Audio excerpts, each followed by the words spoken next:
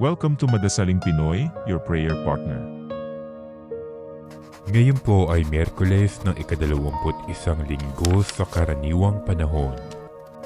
Ang mabuting balita ng Panginoon ayon kay San Mateo.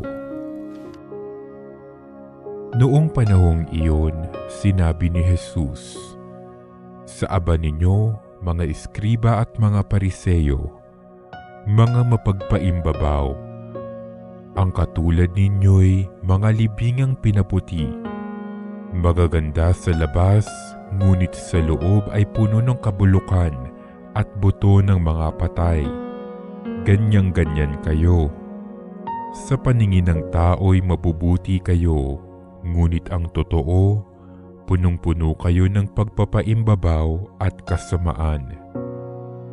Sa aba ninyo mga eskriba at mga pariseyo, mga mapagpaimbabaw, ipinagtatayo ninyo ng mga libingan ang mga propeta at ginagayakan ng mga puntod ng mga taong namuhay ng matuwid, at sinasabi ninyo, kung kami sana'y nabuhay sa kapanahunan ng aming mga ninuno, hindi namin ipapapatay ang mga propeta.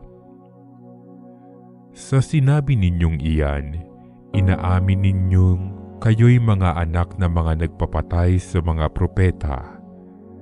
Sige, tapusin ninyo ang pinasimulan ng inyong mga ninuno."